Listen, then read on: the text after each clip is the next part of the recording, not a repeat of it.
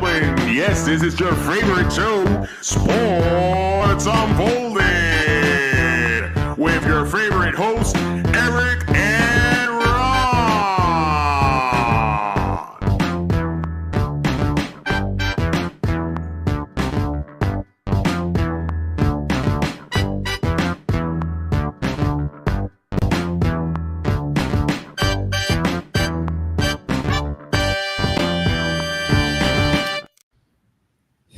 Hey, sports fans. Welcome to the best sports podcast on the planet, Sports Unfolded, where we cover all of the top sports stories that happened this week. I am your host, Eric. Main man right over there, Ron. How are you tonight? I'm fired up, Eric. I ain't gonna lie. I'm on the edge. Oh, boy. There's so much to talk about tonight. We're going to talk about Major League Baseball trades. We're going to talk a lot about NFL trades and some crazy things happening there as well. Your Bruins, my Bruins, ranked 25th. Is that a fair spot for them? We're also going to have a little fun today in celebration of Happy Gilmore 2 coming out last Friday. Adam Sandler's top 5 movies, our starting 5 Adam Sandler movies. So that should be an interesting conversation as well. So if you are joining us live, please join the chat. Let us know what you think about all the topics. Or if you want to talk about something else, let us know. As long as it's not politics or religion, we'd be happy to talk about it. But Ron, let's first thank those that help us continue to grow. And first and foremost, a 99.1 WDJY FM in Dallas, Georgia. Thanks for having us on every Saturday at 1 p.m., as well as 990 WBOB in Providence, Rhode Island on Saturday mornings at 10 a.m. and SECTV Public Access Channel 12 on every Tuesday night at 10 p.m. Thank you for the support. Thank you for continuing to help us grow, as well as all our social media platforms, Ron, if you want to bring some of those up so people can find Rhode Island Broadcasting or Sports Unfolded. We are on just about everything, especially when we go live: Facebook, YouTube, Twitch, Twitter, Kick. What's the other one there? What's that? So you got Rumble, YouTube, and Kick. Yeah. And we're live on Sports Unfolded on Facebook. And Twitch, yeah. At RI_broadcasting. So a lot of different ways you can watch. Yeah, you can listen to us at Red Circle, Spotify, TuneIn, and iHeartRadio. Oh boy, here we go. And it starts tonight already. And this is where some of the social media we're on everything, Eric. I mean, literally everything. LinkedIn, MeWe, TikTok, X. So Blue Sky, Parlor. So many different ways you can like our show, follow our show, watch our show, listen to our show. So continue to help support us and help us grow. And Patreon. You can get some Sports Unfolded merch.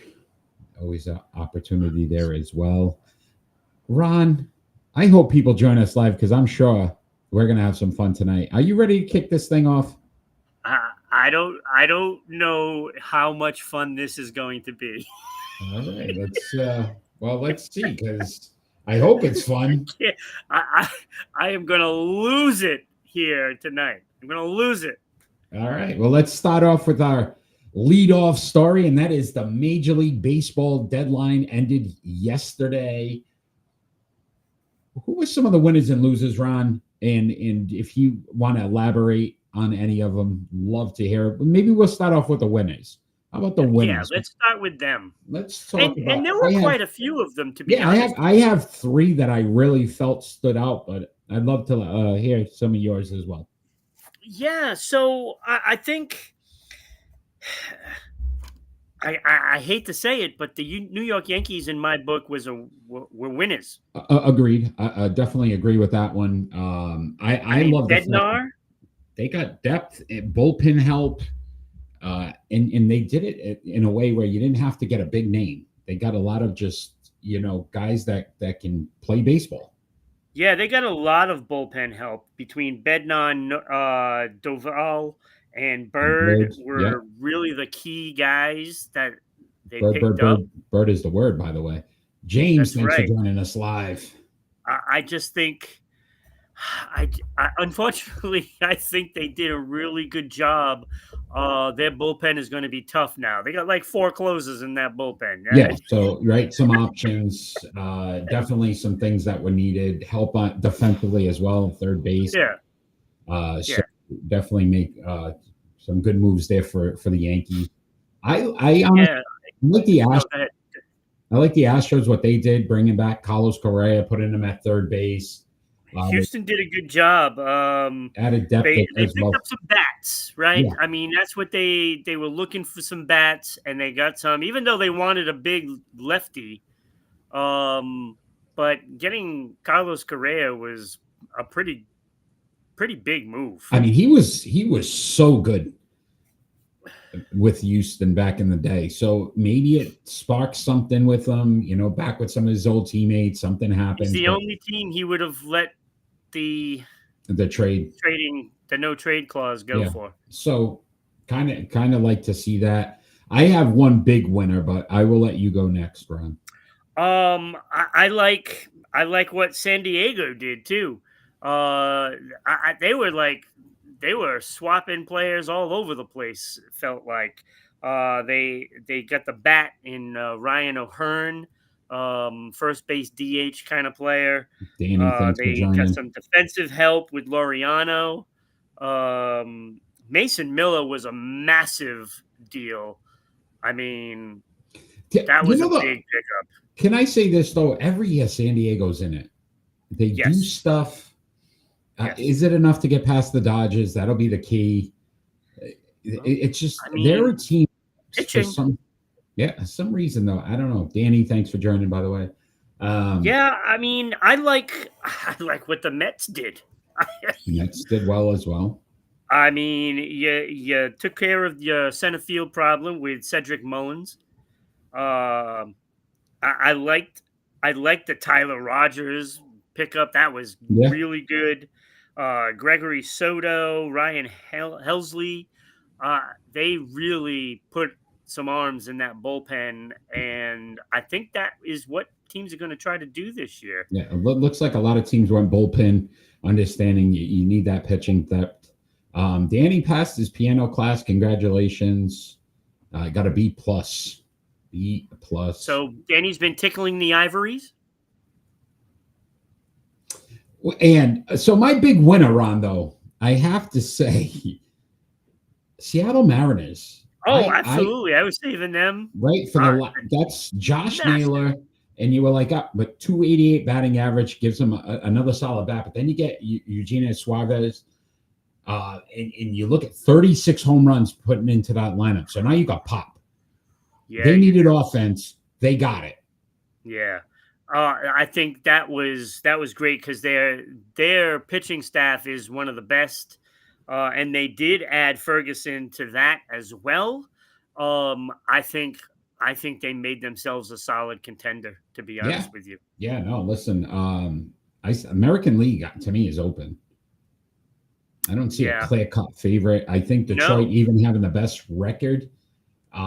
Again, I think they failed. They're on my losers. They were losers in my book because they didn't pick up anything substantial. No, so this is where I say I think Seattle, what they did now puts them in that mix to say they could get to the World Series. Absolutely. Did you have any more winners? That division, because even Texas Rangers did pretty good. I mean, I think they got the best starting pitcher out of everybody that was available. And I think Merrill Kelly is going to be a factor in the postseason. So, and then they also picked Colombi for their bullpen, and Phil Maton.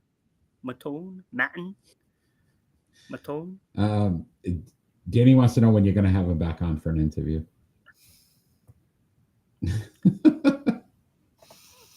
I actually watched it today. I watched Danny on Going On Daily. So he's a character. He is. Do you have any losers, Ron?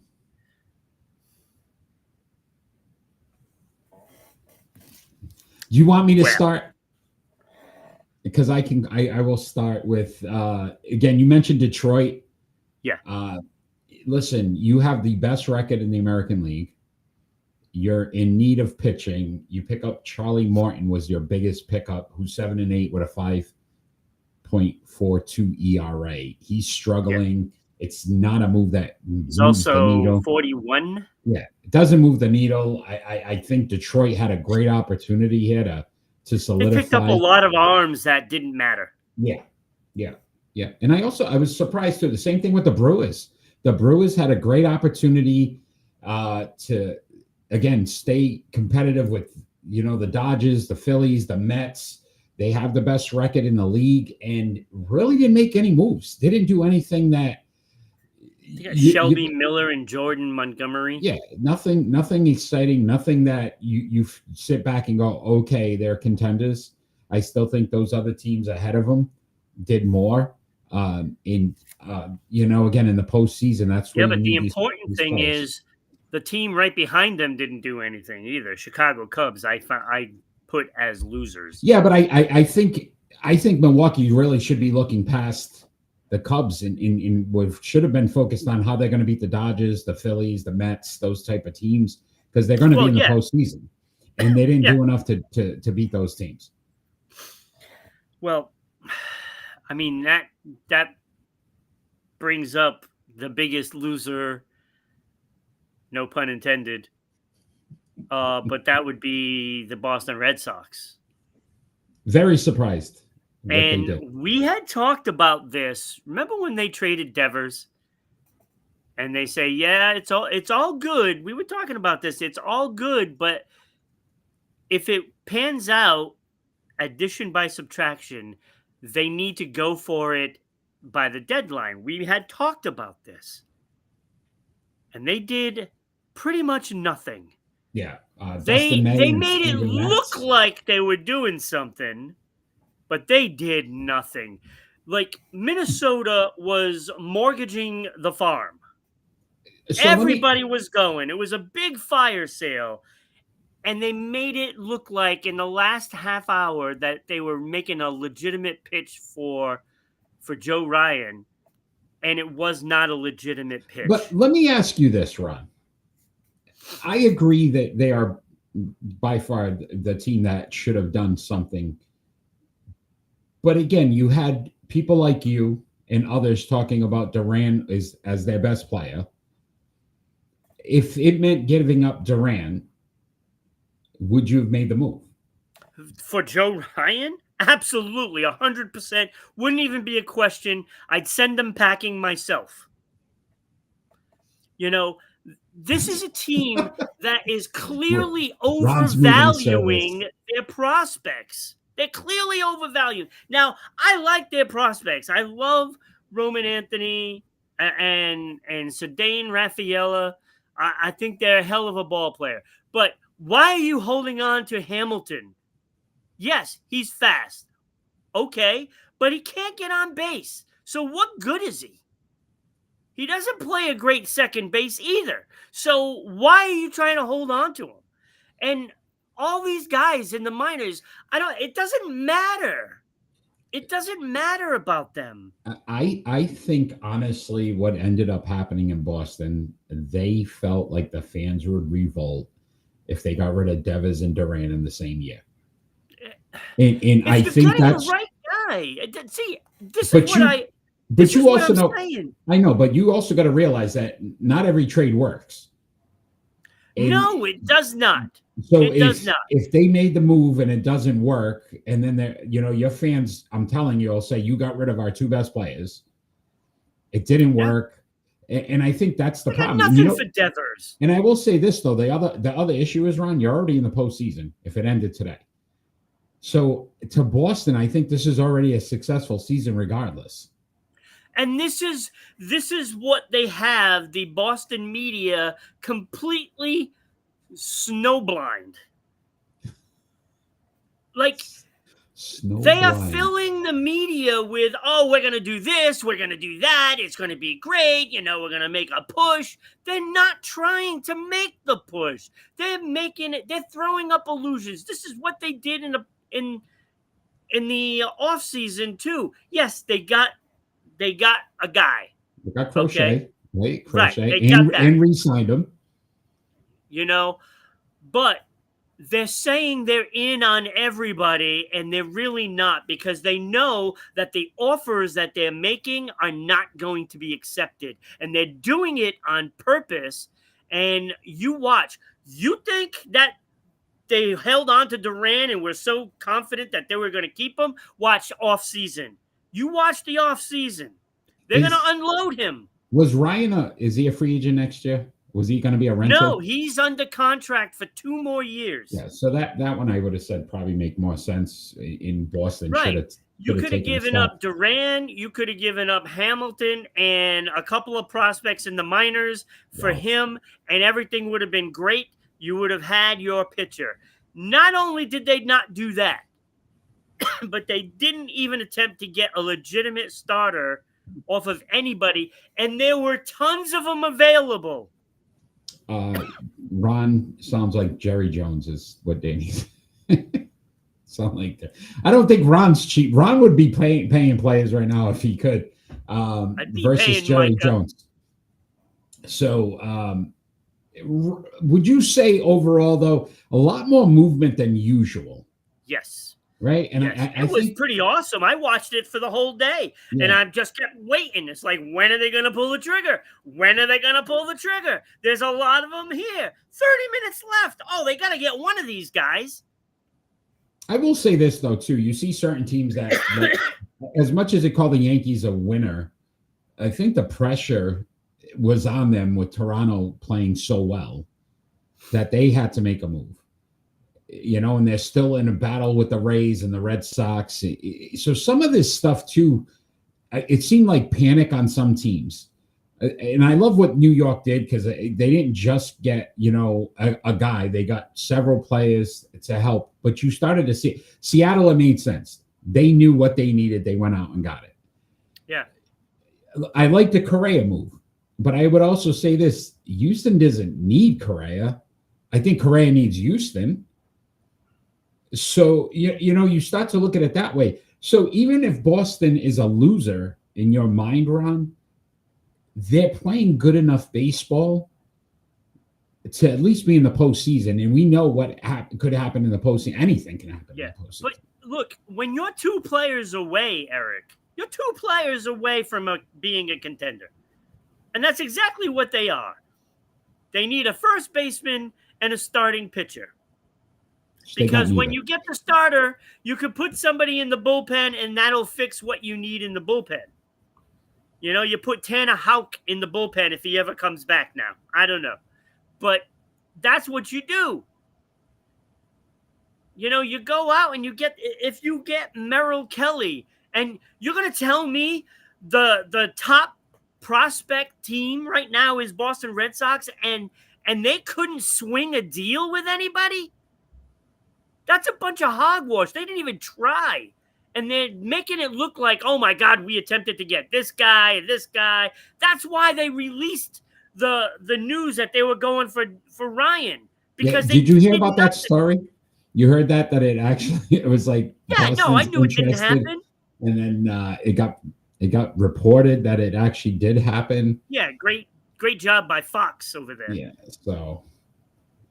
No, I knew it didn't happen. Look, even Ken Rosenthal came out and said that it was an epic failure by Boston. It is. It is. I think. Listen, as they didn't try. And he said it. Inept as Boston has been for the last few years, this was a great opportunity to get right back into it. And I think that, listen, the fans are starving for it in Boston. And to me, it would have created some excitement or buzz. And now it's gone the opposite way. It was a lot like what the Bruins said. Oh, we're going to go do this, and this. And you don't. You don't even attempt. Yeah. All right, some great Major League Baseball talk. Again, those that are joining us live, let us know your opinions. Did you like the Major League Baseball? Who was your biggest winner? Who was your biggest loser? Love to hear from you, Danny, as well as James. We're going to move on, though. We're going to talk some NFL. Oh, I forgot a loser. Oh, you forgot one. Okay, go ahead. I forgot a loser. Arizona Diamondbacks. You're sitting on 4 more players that have expiring contracts at the end of this year, and you don't move them. How do you not move Gallen? Yeah. How do you not move him? And this is a case in point. The Red Sox could have stolen him. Could have stolen him. All right, Ron. Let's talk some NFL. A couple of big trade requests. We'll start off with our first one, and that is going to be the Washington Commanders and wide receiver Terry McLaurin. He has requested a trade. Is this a smart move for Washington to consider? No, because now you're going to take the weapon that your young quarterback used so I want to say easily, because it was like he was a veteran out there playing, in the quarterback position, because McLaurin is so good at what he does, and he's such a competitor and yet a team player, but he does want to get paid. Yeah, listen, I think overall, the funny thing is, you're right. Number one target, 82 receptions, almost 1,100 yards, 13 touchdowns. Again, this is a guy that, with a rookie quarterback, was still a high performer. 29 years old, 6 foot tall, 210. He's a prototypical wide receiver. So there's a ton of teams that would be interested. So I wanted to have some fun, Ron. And let's see which team you think is more likely to try to trade for Terry McLaurin. All right. We will start off with the Cleveland Browns. Browns. AFC. So these are all AFC teams, because I don't think they're going to try to trade them to the NFC. No, not at all. Okay. No. I don't think he'd accept that one. Las Vegas Raiders. That's a possibility because of Pete Carroll. Geno Smith. That's a possibility. The kid from Boise State, the rookie. So, some offense there. This one intrigued me. Los Angeles Chargers. Oh, my God. Nobody After what I saw from them in Washington. I don't know about that, Danny. He turned that team around quick. Dan Quinn did a great job turning around Washington. Look, I'll tell you, I watched Trey Lance play like he was look, I know it's second string guys going up against. Who knows these guys? But there were certain plays that he made that was impressive to me, and I think he's done a great job. And you got to give credit for Harbaugh for making this guy effective. A couple of years ago, this guy couldn't hit the side of a barn. Yeah, no, listen. Again, Harbaugh is a great coach. He really is. I mean, he does some dirty stuff. Well, I'm not saying that, but I'm just saying. All right, so Chargers. I like that one, though. Right? I do like intriguing. You know what I mean? Now you give some options there offensively. That would make them a contender.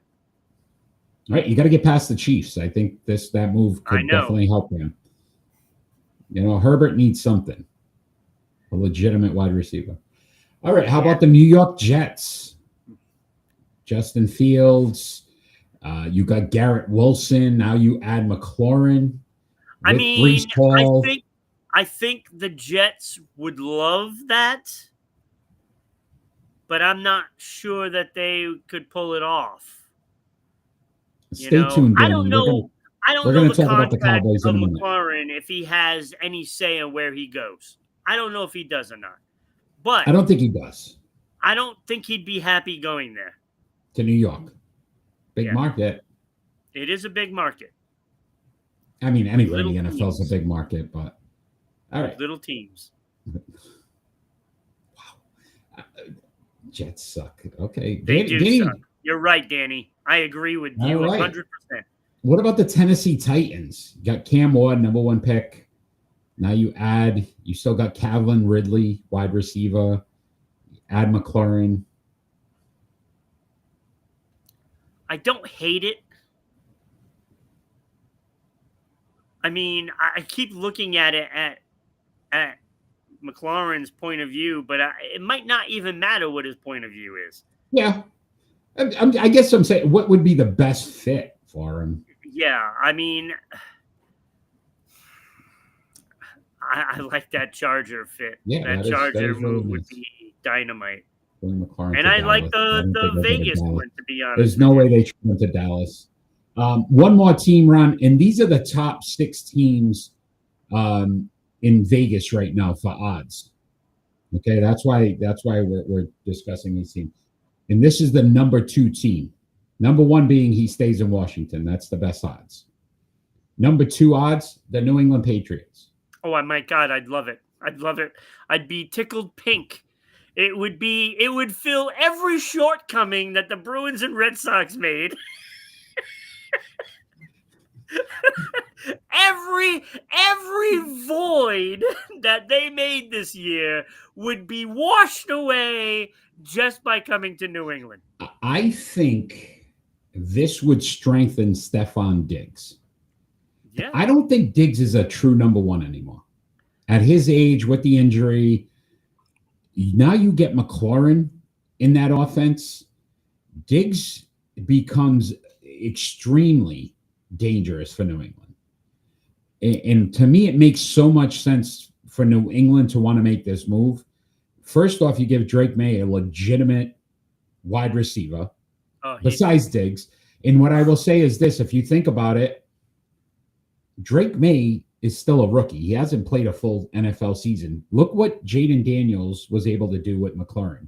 Now you give Drake May that same receiver, it bodes pretty well for New England. Oh my God, that would be just absolutely incredible. And that's the second odds yes, New England's the second highest odds. I hope he does not stay in Washington. Oh my God. Listen, though, Washington, add Tunsil to the offensive line. You add Deebo Samuel. They're all in. I think this is just more a bargaining chip for McLaurin to say, hey, look, there's teams out there, and I'll sit if I have to. So I think this deal gets done, though. I think McLaurin deal gets done and he stays in Washington. But, Ron, let's talk about the other news that came out today. Another player from the NFC East looking for a trade, and that would be Micah Parsons. Is now requesting a trade. Yeah, this one's getting a little ugly. Which we talked about. We said it. Parsons is a guy that is very vocal. Yeah. And now he's gone to social media to basically say that he wants out of Dallas. That he's not respected. And there's a laundry list of things that he wrote about. And they were talking about it on all day on ESP, that other letter there. Which I don't understand what the heck they're doing over there at ESPN, because that Sports Center show stinks now. I just think that he feels that Jerry Jones has done him wrong. Oh, without a doubt. And now you got former players coming out. Des Bryant came out and said, you go for yours. Some former Dallas Cowboy players. I think he's gone. The fans are going to revolt in Dallas. I know there's 2 Dallas fans on right now live. I can only imagine how they would feel if Micah Parsons gets traded. This is a guy that if he gets traded, there's no Super Bowl going to Dallas. That's for sure. Oh, that takes such a big piece of your defense away. Such a big piece of your defense. He's their total defense. When you think about it, what is he in on 50% of the plays? I mean, it's brutal. There's not even a guy close to him on the team. The closest guy was a guy that used to be on the team last year. Like, you look at the McLaurin situation, very quiet. It's out there. Yeah. This thing turned ugly quick. Like, it was, Parsons wants a new deal. And now all of a sudden he wants a trade. That's in like a 2-day period. Like, it turned quick. And to me, it just seems like Jerry Jones keeps playing Russian roulette with these free agent, these guys coming up for contracts. He did it with Dak. He did it with CD Lamb. Yeah, and CD Lamb made a post today that was not in the Dallas Cowboys side. So I truly think that Parsons, this could happen. This could be a possibility that, as crazy as it sounds, we are week 1 of the preseason. You had your first preseason game yesterday, and we're talking about the possibility of Micah Parsons not being a Dallas Cowboy by the start of week 1 regular season. I think he's going to hold out if he's not traded. Ron's fault. I don't know about that. I think you got to blame Jerry Jones on this one. Yeah, it's Jerry Jones. Look, come to New England, Micah. You and McLaurin come to New England. You keep trying this and it doesn't work. It doesn't work. We have room. Boston's a beautiful city. It is a beautiful city. And you'd be closer to the best sports podcast on the planet. That's right. And you can come on the show anytime you want. We'll take them.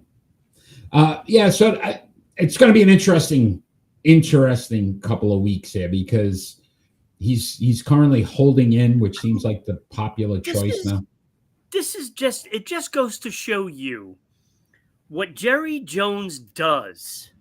And he does this to everyone. Every season, there's always some drama around the Dallas Cowboys camp, and it takes away from the focus of the team. It takes away from focusing on your goal, and it just eats this team up alive, and there's no chance. Now, it would be different if they were winning Super Bowls. It would be different. If they were winning Super Bowls, by all means, okay, Jerry, you know what you're doing.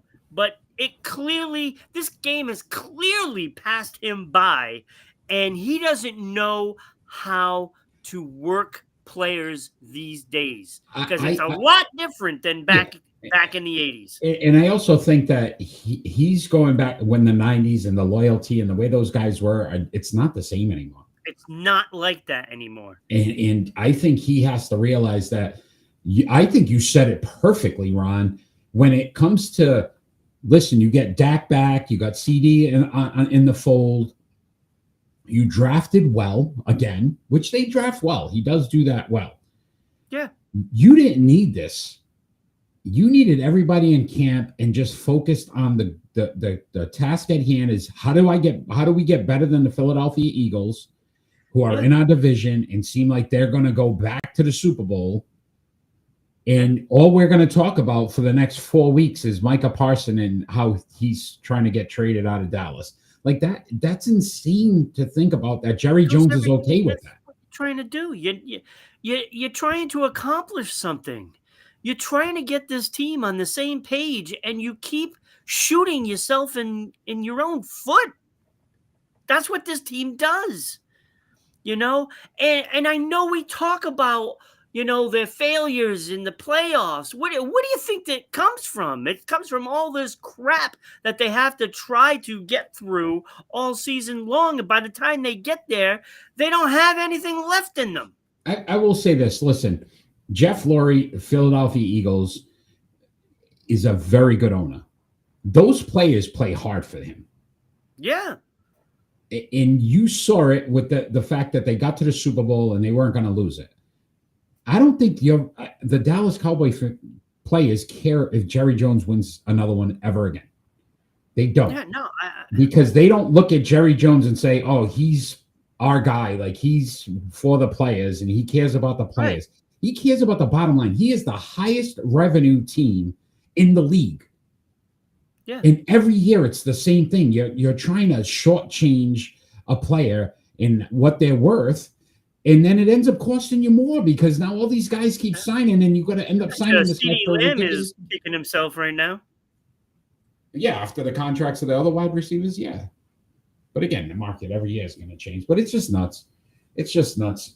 I think this turns even uglier before it gets any better because Parsons already said he's not. I would think some of the other players might be starting to clamor for Parsons already said he's not sitting with Jerry Jones alone anymore. His agent's going to be involved going forward. Yeah. So, as a Giants fan, I was always glad that both Schneider and Jerry ran their teams. Washington finally read. Yeah, Schneider was definitely a big reason why the Commanders were struggling, and Jerry Jones continues to keep the Dallas Cowboys from being successful. So, well said, Mickey, because if you look at it, I mean, not that the Giants have much to hold their head high on, but again, you start to think about the Dallas Cowboys are not the dominant team they were. Yeah. You don't look at them the same. Right now, they are the third best team in that division, and I think the Giants have improved enough to compete for that third spot. So, Jerry Jones, keep doing what you're doing because you're just ruining the team. You're literally ruining the team. All right. Yeah. You see, it's a lot different because the Giants kind of make bad decisions, but it's not the decision making that Jerry Jones is just like, it's self-inflicted, because he's so stubborn in his ways. Yeah, he's not willing to bend for anybody, and he doesn't really care. Yeah, you could say the Giants made bad decisions, quarterback-wise, maybe some of the drafts, right? Things like that. Yeah. Dallas has picked the right players. They just create the circus afterwards. Yeah. Yeah. And now you think Micah Parsons wants to play hard for Jerry Jones, even if he signs a contract after. You think he trusts him? I wouldn't. Imagine if he holds out all year and then signs with Philadelphia. I think he has to play like so many games for the season. You got to play at least 6 games or something for the season to count. So he'd have to play. It's part of the collective bargaining agreement, but we'll see. All right, Ron, let's have some fun. Great NFL talk. Thanks for everybody that's joining us live. Let us. Is Parsons going to move? That'd be the question. All right, Ron, we're going to have some fun here. We're going to celebrate Happy Gilmore 2. The release was last Friday. I know you watched it. I watched it. So we're going to give you our starting 5 Adam Sandler movies of all time. We like to have a little fun here. You are first this week, Ron, so I'd love to hear your honorable mentions. All right, honorable mentions. I actually enjoyed Click. Yeah, I almost put it on there, but I had a couple more that I... I think that scene at the end where he dies, and that was. Thanks for ruining it for anybody that hasn't watched it. That was a piece of acting. Like, he did a great job there. So spoiler alert. Danny said The Water Boy. As an honorable mention, Danny, I have Spanglish. I love that movie. I took it out though because I missed one for my top 5, so I had to. I like that movie. I thought he did a great job with that. I loved it. Spanglish was a good movie. Awesome. Yeah, very good. Good call. What was it? Paz Vega. Paz Vega, I believe, is the actress. Yeah, she was excellent in it. Yes. And the whole family aspect of it. I also have Hustle. Hustle, I have as an honorable mention. I thought he did a good job with that as well. Yes, Very he did. Good job. Yeah, Stanley. Yeah. And I have 2 that are like, I want to put one in, but I don't know which one, so they're not really an honorable mention, but I'm going to mention them anyway. Anger Management and Grown Ups. I literally have the same 2 as my honorable mention. Like they're really good. I don't have them. They're not my honorable mention. I just want to mention that they're on my honorable mentions. They're on my honorable mentions. My bubble movie is Uncut Gems. I never saw it. That's the one I've never seen. I heard it was good. I did not see it. And Danny's doing Mama said nobody messes with me. That's the water. Mama said you the devil. Mama says the alligators are angry because they brush their teeth. All right, Ron. So that means we're into our starting five. So what movie do you have at number 5? Wait, what were your honorable mentions? All the ones that I mentioned. You said all of them except the only one I had. Big Daddy. I had Big Daddy as an honorable mention. Oh yeah, I love the way that the kid that his acting, especially when they went to court and they were trying to, he's not just a comedian; he can act. Yeah. So, number 5, Ron. Number 5, I have Mr. Deeds. Love that movie. Yeah, it was good, but loved it. Yeah. Loved it. Yeah, I couldn't do it. With everybody with the Ferraris and stuff like that. Yeah, when he got the whole town. Yeah. At number 5 for me, I had The Waterboy. The Waterboy. How can you have it that low? 5. I know it's crazy, but I liked some of his other movies better as I kept going through. So by far one of the best. I mean, there's not a moment you don't quote something from The Waterboy at some point. Well, I always hey, you know what? Bobby didn't show up to cut Bobby the grass Boucher, today. cutting the grass. See, Bobby Boucher. He didn't cut my grass today. Who's Roberto? Luanga. Roberto. That's just. All right, number 4, Ron. Number 4, I have 50 First Dates, and I think those two are wonderful together. Yeah. I mean, Drew Barrymore, absolutely. That movie was so good with Sean Astin, Mr. Steroid. Oh my God, so funny. Get off the juice. All right. Wouldn't it be nice to... What, 10 Seconds Steve? Was it 10 Seconds Steve? Oh God, I love it. Hey. At number 4 for me, The Longest Yard. I thought they did a great job remaking that. Obviously, including Burt Reynolds in it as well from the original. So The Longest Yard and a ton of cameos. Michael Irvin was in that. Nelly. A lot of great. Yeah, so that would have definitely made my honorable mention, and Anger Management and Grown Ups would not be in there. Yeah. So Longest Yard for me at number 4. So number 3, Ron. Number 3, oh my God. I just can't get Billy Idol out of my head because of this movie. The Wedding Singer, when he starts singing the song, and John Lovett is there, and he's like, I love John. He's losing his mind.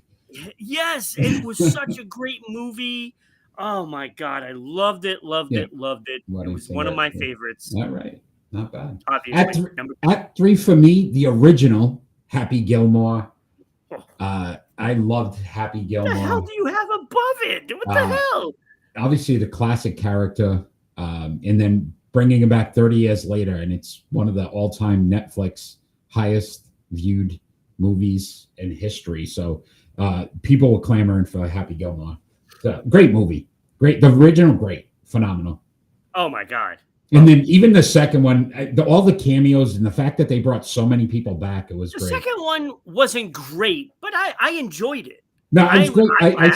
The cameos, all the cameos, you brought back a lot of the old. Yeah. That was great.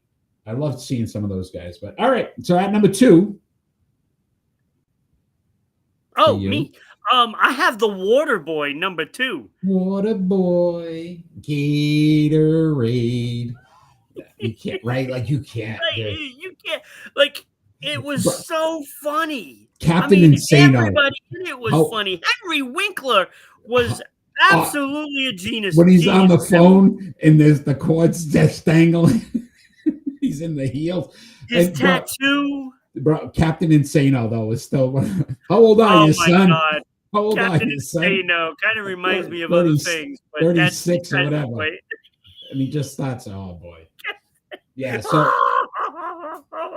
Oh, it was brutal. But yes, Waterboy. I can see at number 2.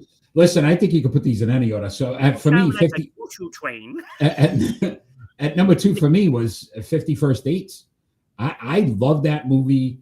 I love the way they incorporated at the end when he's on the boat and they played a video and you're like, wow, every day they do this. And his daughter, and it just, I thought they did it was remarkable the way they did it and kept it funny. Yeah, absolutely.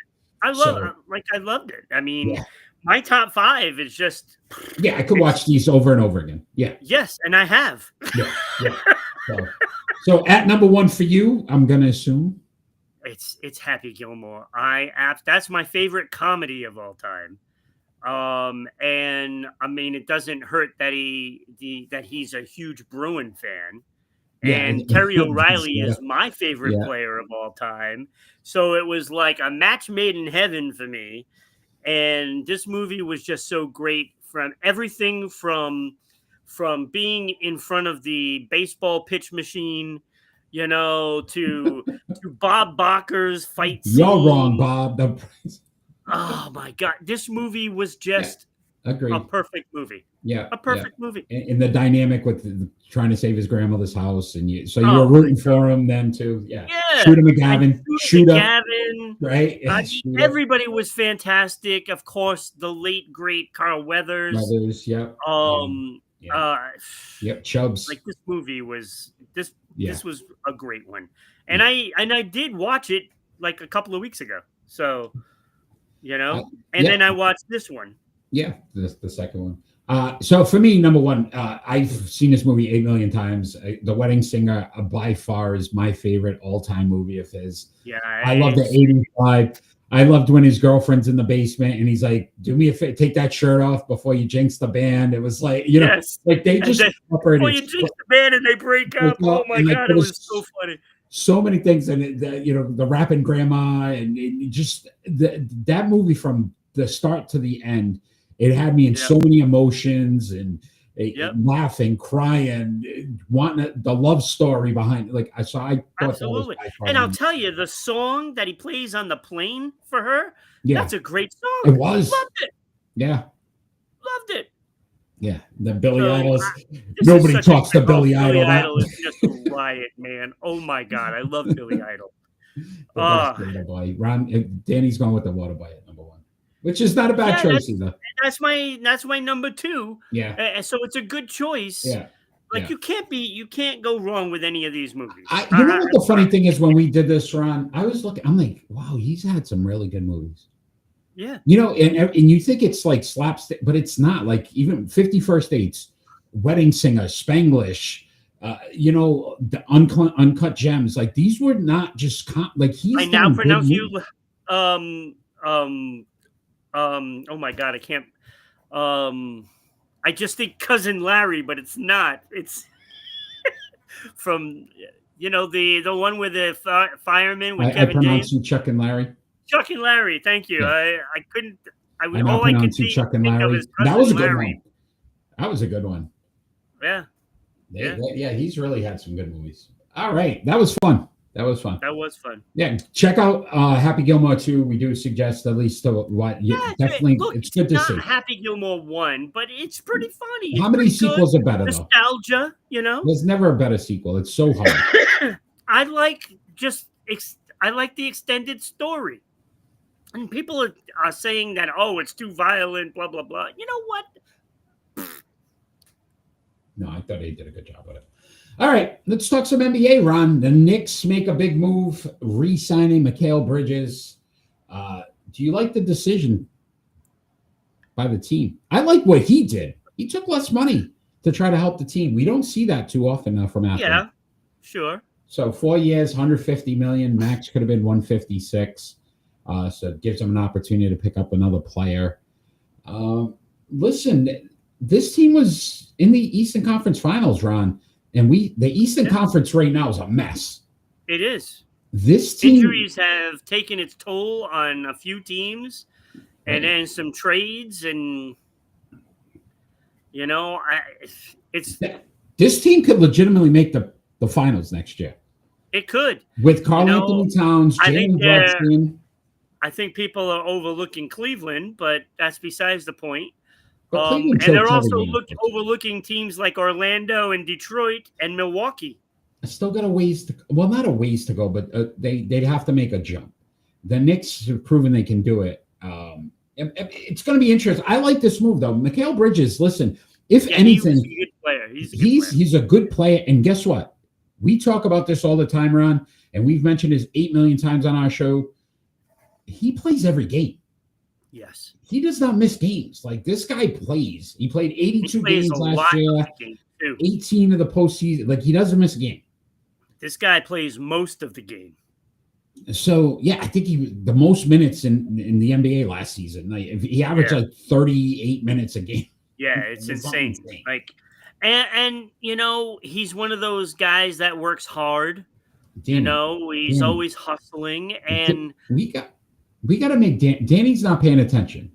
The Lakers could make the Western Conference and then get to the finals. We're talking about the Knicks. They didn't say they win it all. We're just saying they could get to the finals. There's something. This Danny sometimes. Come on, Danny. Stay with me, buddy.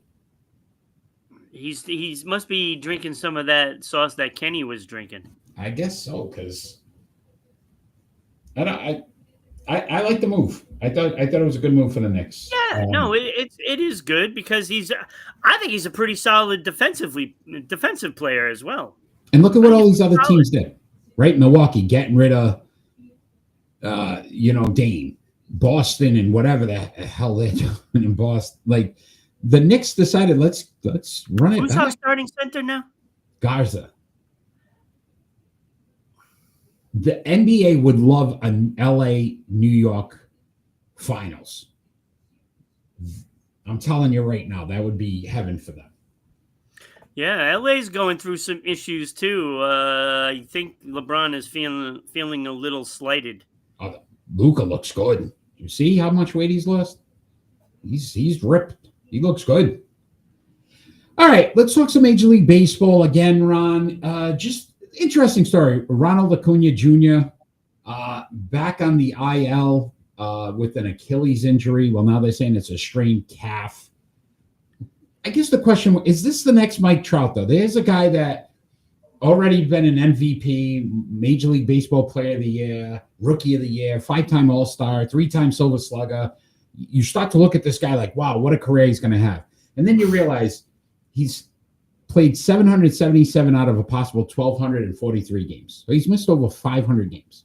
Well, me being a Red Sox fan, we know this story really well. Oh, boy. Trevor Story's not even in the same category. No. Not even in the same realm as Acuna Jr. or Trout. But yes, he's now been hurt how many times now? Yeah, like he had 2 knees, right? The ACLs. And then, you know what I was thinking about with this injury, Ron, that scares me? They're saying it's a calf. Kevin Durant had a calf. They said it was a calf strain, which ends up turning into an Achilles if it's not rested well enough. So this could possibly turn into an Achilles injury, which would basically shut down his season. Yeah, I think they're going to shut down his season anyway, I think. Listen to these numbers. 306, 60 hits, 14 home runs so far this season. 306. He's a hell of a player. It's a shame because not many players hitting over 300. Yeah, hell of a player. But again, these injury bugs, and that's what I say about Trout now. You think about Mike Trout, we don't even put him in the same class as we did 5-6 years ago as the greatest player in Major League Baseball. Yeah. Current players. Right. And Acuna Jr. had that opportunity, and it's like, you know what? He misses so much time. So, yeah. All right. Yeah, and I feel bad for Atlanta because this is their guy, and you're building around him. You can't have the guy being somebody that's injured every season, and I feel bad for them, because I mean he's a great player, but to me, in order to be that great player, you got to play. You got to be on the field. You got to be on the field.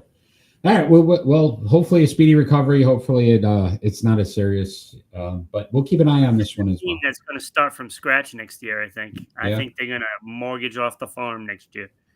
during the All right. offseason. Ron, let's have some fun with our split decisions. You know what I realized? We didn't do the starting five.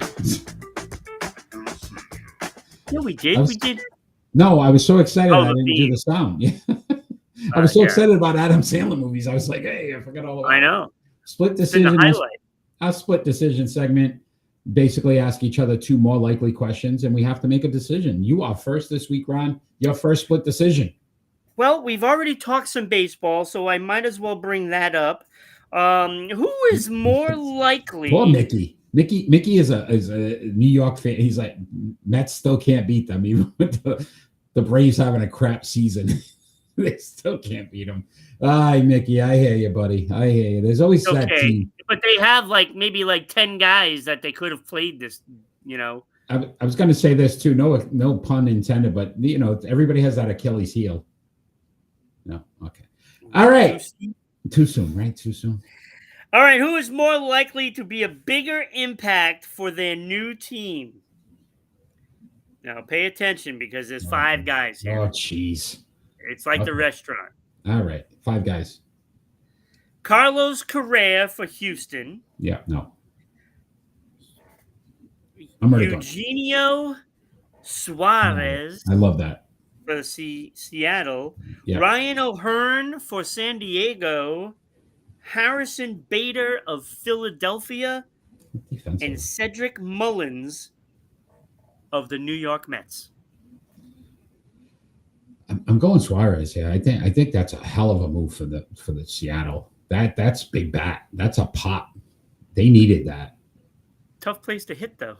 Yeah, but I think power for right-handers. Yeah, but you got what's his name there? Julio, whatever. Who's the kid? Yeah. Can't remember. Rodriguez. Yeah. I don't know what's in mine either.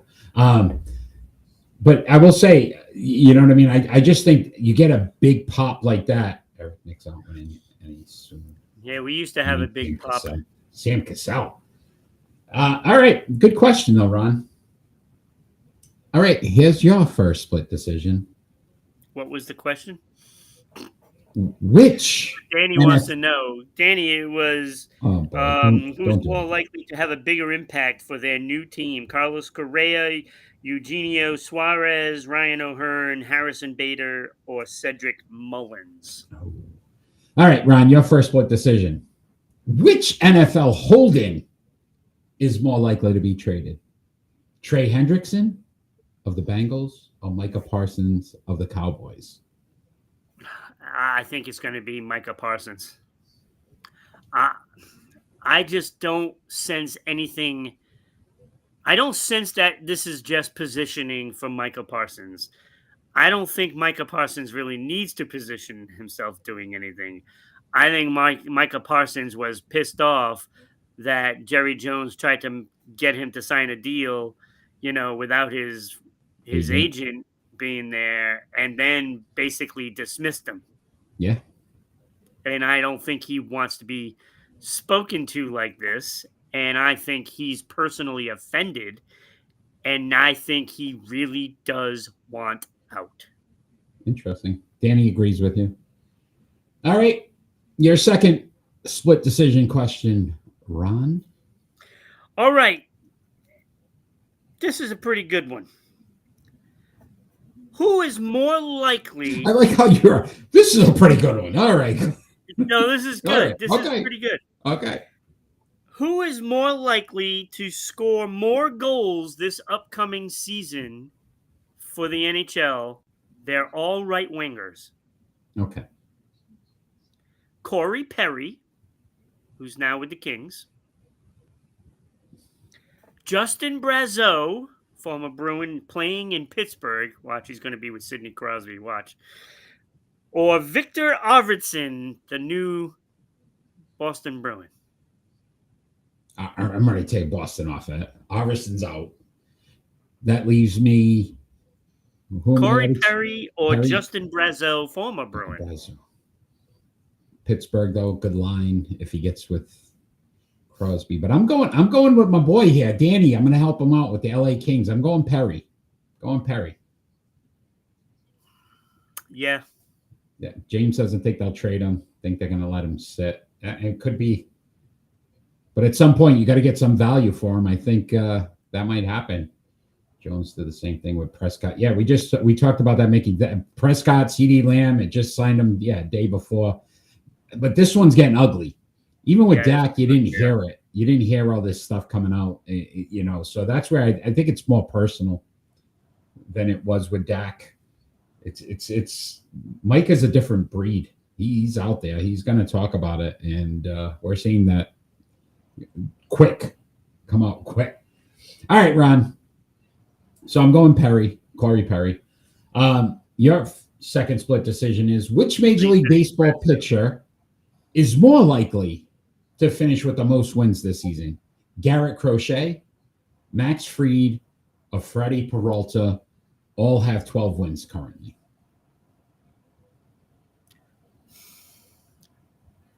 Peralta for the Brewers, Yankees with Fried, and no Crochet.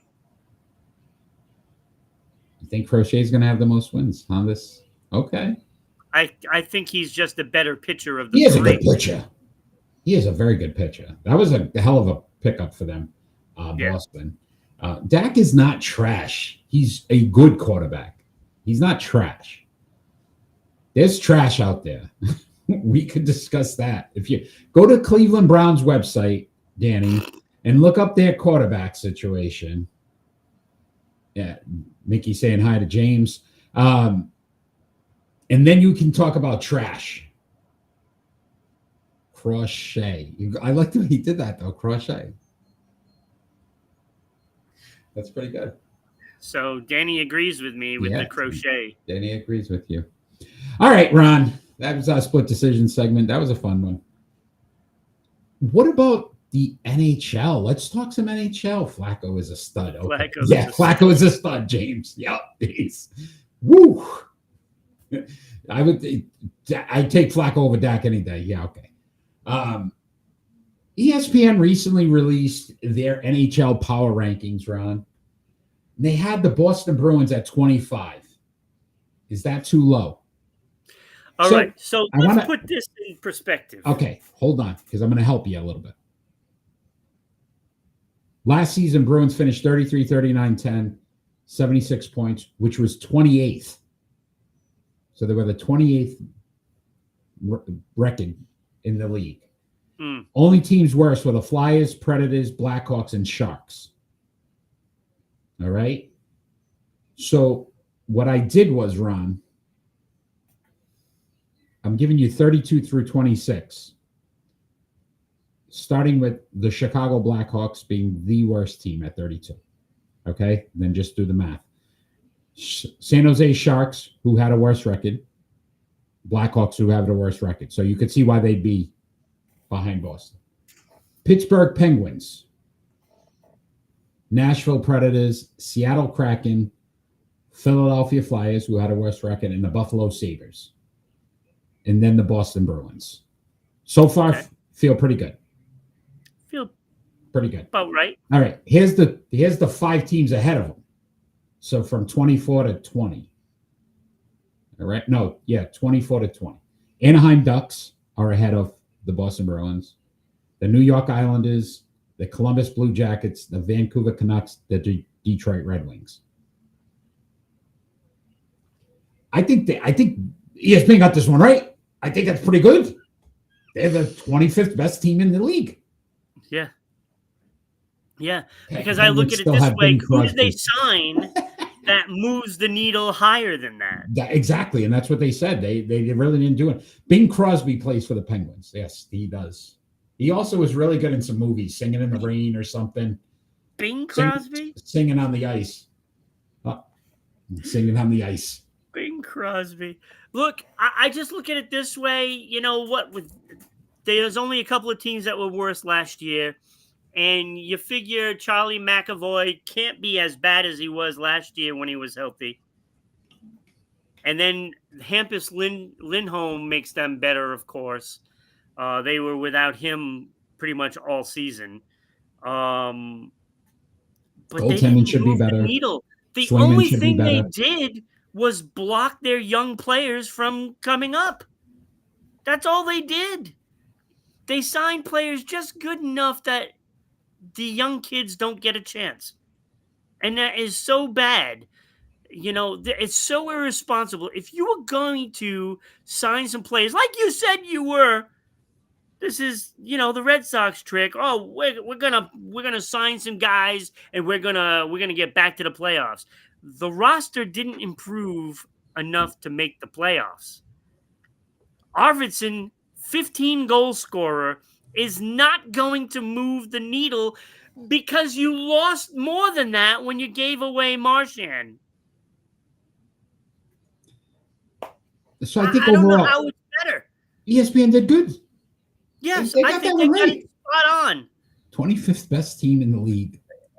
Now, this team can recover. You have to have Swayman standing on his head like he was until last year.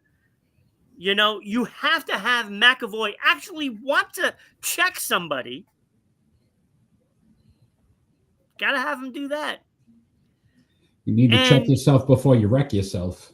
You need to make sure that Pasternak is not, the only thing scoring. armed. I mean, I don't think Geeky is going to get 39 goals this year. I don't think that's going to happen. I'm just 25th best team.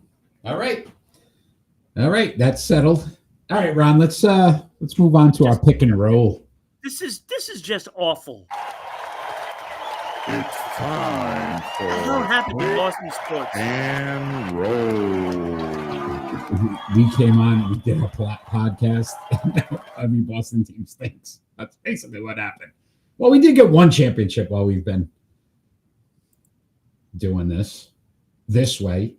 All right, I'll pick and roll tonight. 31 years ago, so episode 31, Building Bridges on season 5. 31 years ago, 1994, these were the NFL sack leaders: Kevin Green, Ken Harvey, John Randall, Charles Haley, Leslie O'Neal, and Neil Smith. Some really good players here. We're going to rank them from 6 to 1, Ron. You are first this week. Start us off with your pick and roll. I'm still thinking that somewhere in this sack leaders should be the Bruins and Red Sox organization. Hey, you want a quick do you know, Ron? Do you know in 1994 which quarterback had the most attempts and completions? Steve Grogan? No. Was it? No, he would be before that. Yes, much before that. It has to be a New England Patriot. I would think maybe back then, 1994? Mm-hmm. Was it even before Bledsoe? Tony Eason? No. Drew Bledsoe would have been the answer. And guess who had the most interceptions? Drew Bledsoe. All right, Drew. Go, Drew. I liked Bledsoe. 93. He was drafted 93. I think he would have won the Super Bowl anyway. I don't know. That Rams team. The Patriots were so good defensively. Yeah, but Tom made that drive at the end. Yeah, I know he did. But I don't know if Drew could do that. But all right. Your pick and roll. All right. So my pick and roll, number 6, I have Ken Harvey. Good career. He has a good career. 4-time Pro Bowler. 89 sacks, 763 tackles, which is the most on the list for solo tackles. Mm-hmm. 15 forced fumbles, 11 fumble recoveries, but definitely number 6 for me. Number 5, and I think all of these guys are all great players. Leslie O'Neal, I have at number 5. It's tough because he had 700 solo tackles, 132 and a half sacks, 16 fumble recoveries, 21 forced fumbles. 3 interceptions, 6-time Pro Bowler, and a Defensive Player of the Year.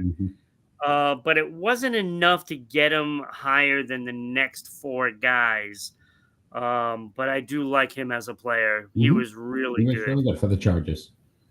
I have at number 4 Kevin Green, who had 160 sacks, which is phenomenal, and the most on this list. 669 solo tackles, 5 interceptions, 23 forced fumbles, 26 recoveries, 3 touchdowns, Hall of Fame, 5 Pro Bowls, and 2 All-Pro. I mean, he's like, he needed a championship. If he would have had 1 championship, it probably would have vaulted him to number 2. 1. Just 1. Number 3, I have Neil Smith. 104 sacks, 580 solo tackles, 30 forced fumbles, 4 interceptions, 2 touchdowns, by the way. 6-time Pro Bowler, 1-time All-Pro, 2 Super Bowls. This guy was like the anchor for that line. He was just, oh my God, he was unmovable. Unmovable. This guy was so good. And a lot of what he did for that team wasn't even put on paper. Number 2, I have Charles Haley. Now, he's got 100.5 sacks, but he only played 169 games, and if he would have played more, oh my God, his numbers would have been incredible. Incredible. 489 solo tackles, 26 forced fumbles, 8 fumble recoveries. The big man had a touchdown as well. Even had a touchdoam. And I think I've seen that touchdown too. I think I was watching that game when it happened. Hall of Famer, 5-time Pro Bowl, 2-time All-Pro. But this guy's got 5 Super Bowls, and that's the best hardware to have. This guy won. And again, I think he meant more to his team than Neil Smith meant to his team. This guy just won Super Bowls. But the numbers that John Randall put up are just crazy. And 137.5 sacks, which isn't the most on the list, but he was a menace. And he was mean. He was nasty. I mean, you didn't even go to wherever he was lining up. You didn't go to that side, period. You went somewhere else because John Randall would have blown up the play. 29 forced fumbles, 11 fumble recoveries, 7-time Pro Bowl, 6-time All-Pro. He was the best at his position 6 times. And I think if they would have wanted to go to, excuse me, to his side, his numbers would have been out of this world. Out of this world. Yeah, I think me and James saw this more similar. So 6, I had Ken Harvey. I agree with you there. Good career, solid, but again, not the next 5. Leslie O'Neal, I had at 5 as well. I went Neil Smith at 4, just based on the fact, yes, he won the 2 championships. But I like the fact that Kevin Green at 3 had 1 more All-Pro. So I like that. And he was close to me. And he was a Defensive Player of the Year. So I went Kevin Green. I went John Randall at 2. And again, you talked about it. Yes, 6 All-Pros, 7, but no championships for John Randall. Yeah, I know that was that was 5. That 5. That's your hand. He got his hand. Charles Haley. To me, I agree with James. Clear cut number one for me. But yeah, it was a good list. Good guys, man. All these guys, really good defensive players. And from Kevin Green up, they were so close to me, and it was so hard to do these four guys. I love Danny. They're amazing players. All right, I love Danny, and I'm gonna tell you this now. I'm not trying to be mean, okay? But Danny says his top 5 sack leaders of all time is better than yours, Ron. So you ready? Okay, Charles Haley, Ken Norton. All right, I'll give you that. But then Leon Larry Allen and Nate Newton were nasty at sacks. They're all offensive linemen, Danny. What are you talking about? How could they be sack leaders there all time if they're offensive linemen? What are we doing, Danny? What are we doing, buddy? Stay with me. Stay with me. All time. LT. Come on. Look, Reggie White, Bruce Smith. You know, there was I just remember John Randall playing the war paint. You remember he used to paint his like all black and it was great. It was great. He was mean. Ron, couple of things. Great list, great guys. Let's talk a little bit about the Hall of Fame here. We got the Hall of Fame voting, which will end this week.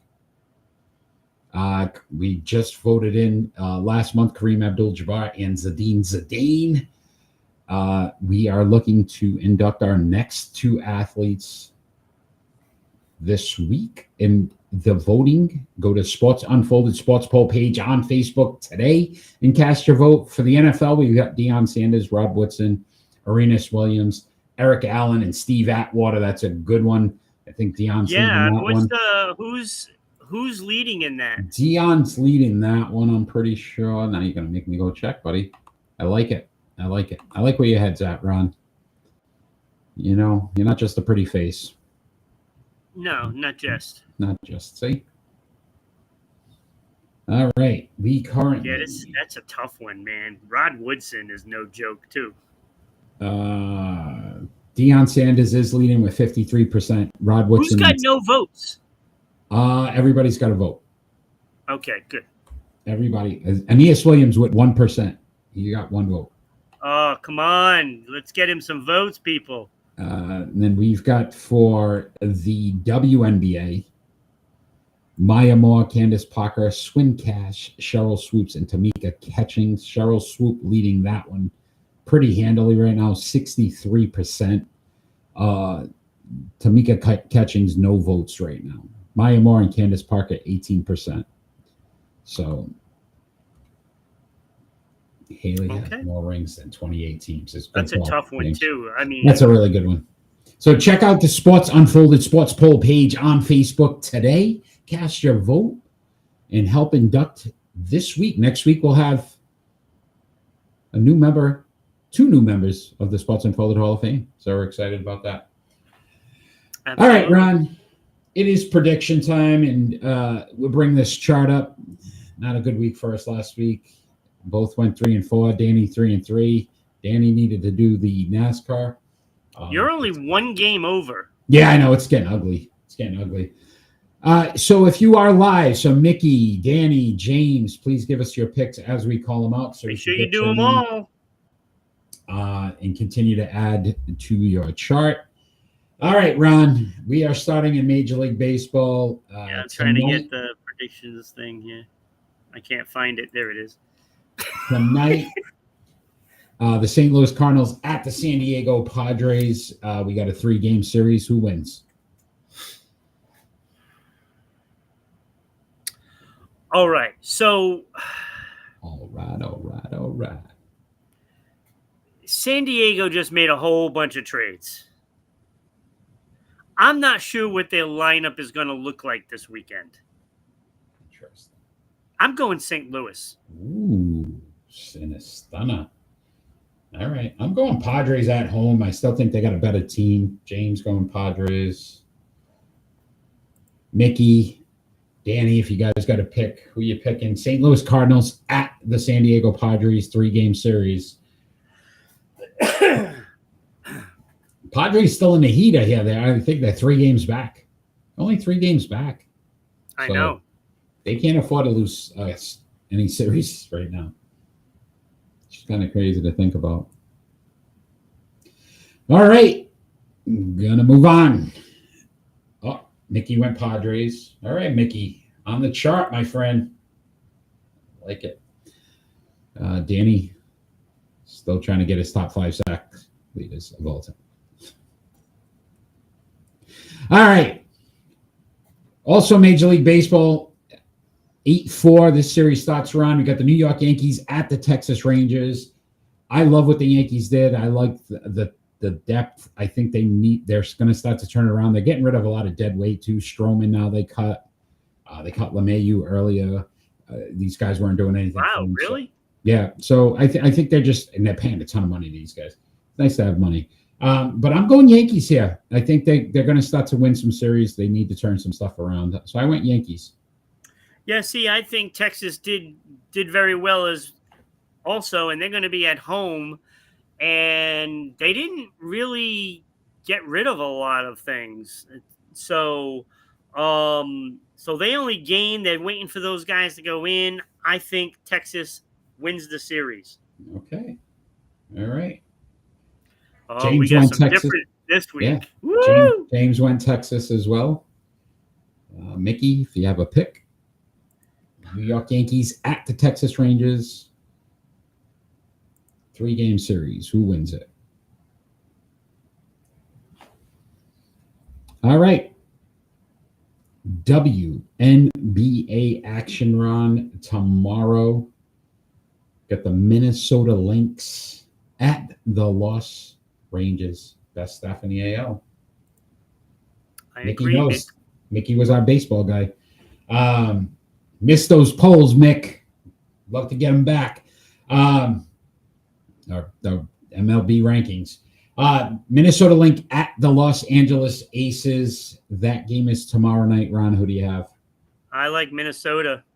I don't think Las Vegas is as good as they have been in the past. Mm-hmm.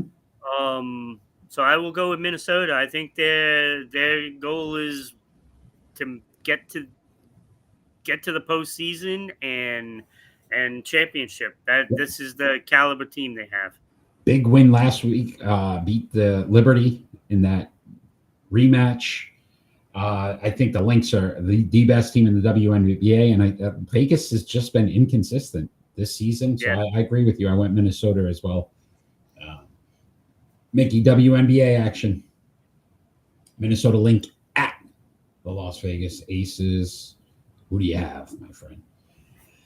All right. Also in the WNBA run, Indiana Fever at the Phoenix Mercury. This game is on the 7th. I really listen. Every time I pick against Indiana, they win. But I still think Phoenix is a better team. Even though Indiana's starting to play some good basketball, I'm going Phoenix here at home. Yeah, I went Phoenix too. They still don't have Caitlin Clark, so and I know they've been playing well without her, but no, not as good as Phoenix. Mickey went Minnesota on the first one. They are the best team, Mickey. You got that right. Cowbell, I'm going to assume, is got to be the Fever. Right.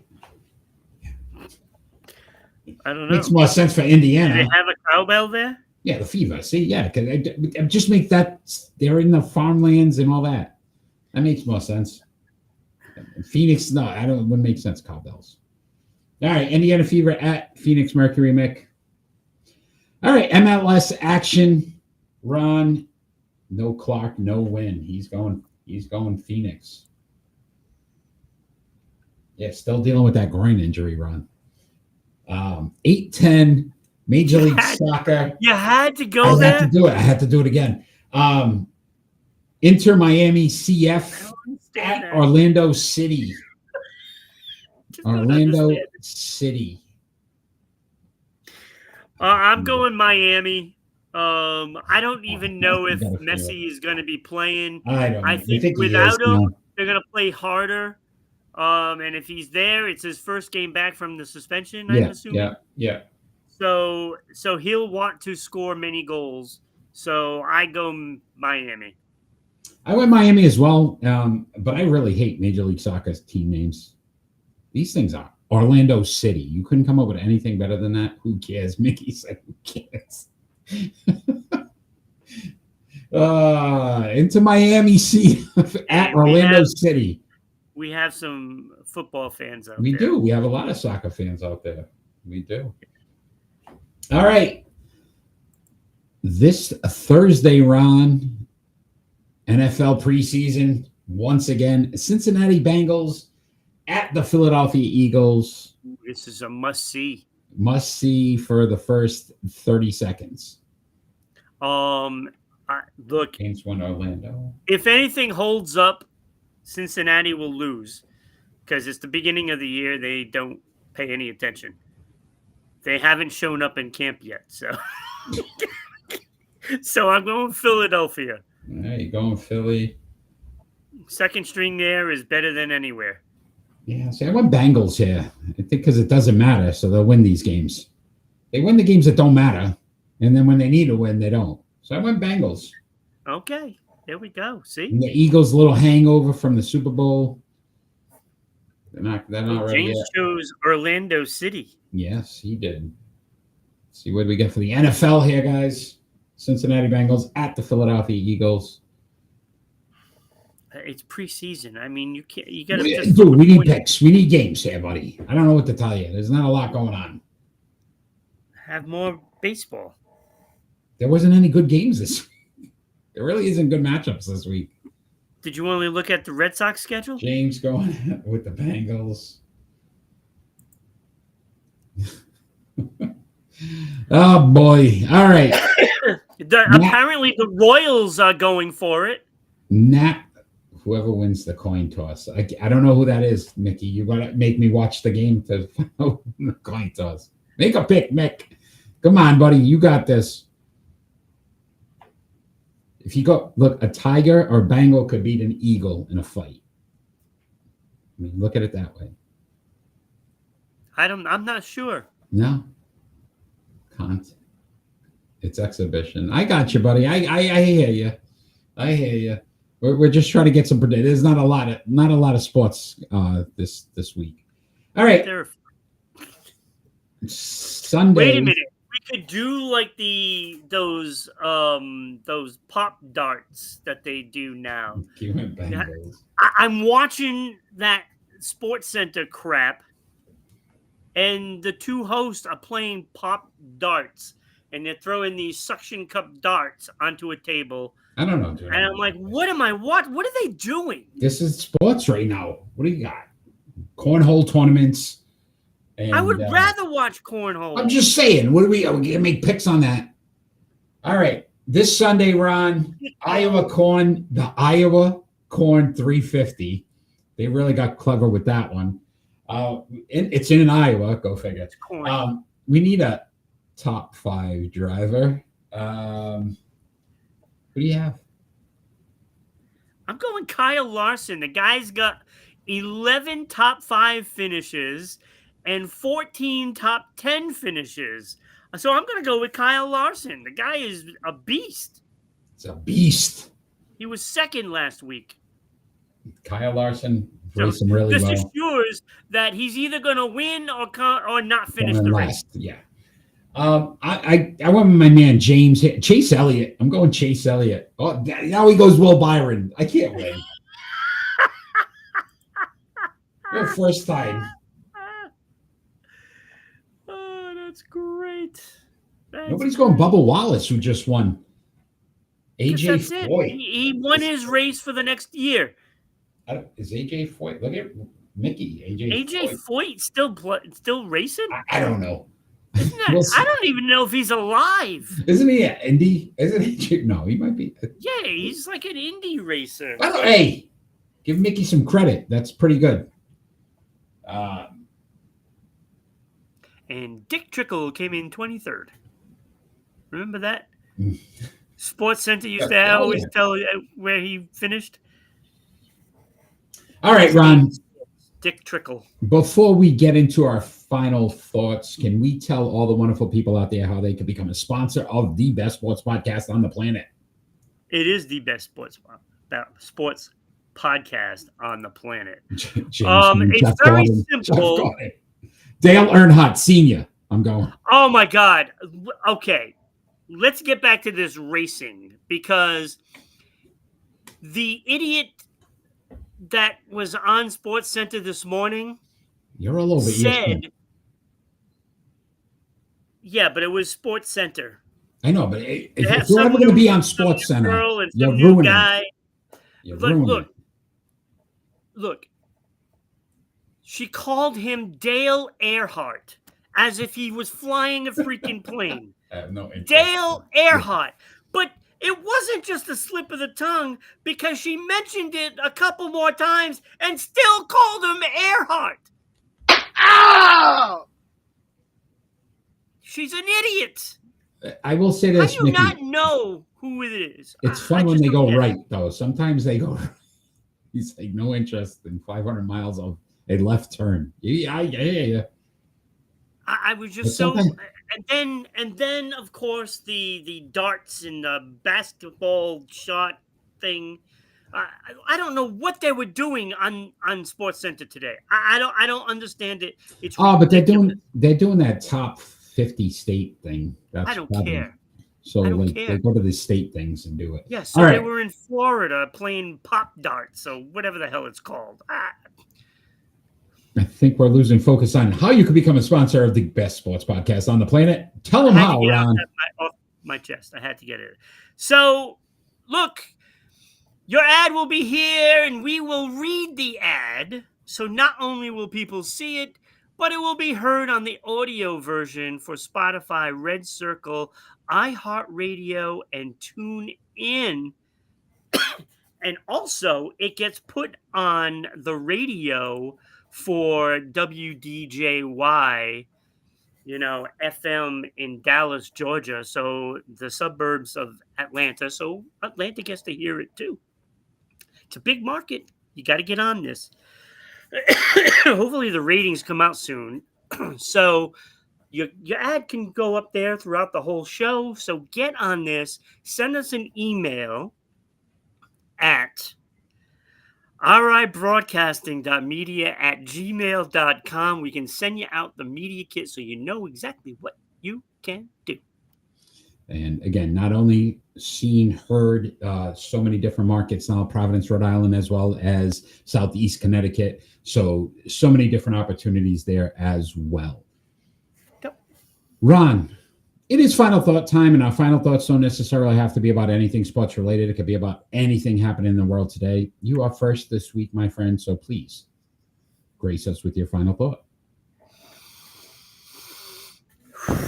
I got to breathe, Eric. I got to breathe, because I'm done. Baseball, say goodbye. Say goodbye, because I'm not dealing with the Red Sox antics anymore. Not happening. You lied straight through your teeth because you knew you weren't going to do anything, and you just want the fans to believe that you're actually trying to go get some players. But we all know that you lied and you're not trying. You wanted to unload Devers. It wasn't because he was creating a problem. You wanted to unload Devers so you wouldn't have to pay him. That's what you did. And I would say that you probably would have traded Duran and Story if you knew you could get away with it. But you couldn't, so you had to keep them. This is just a disgrace, what the Red Sox have become.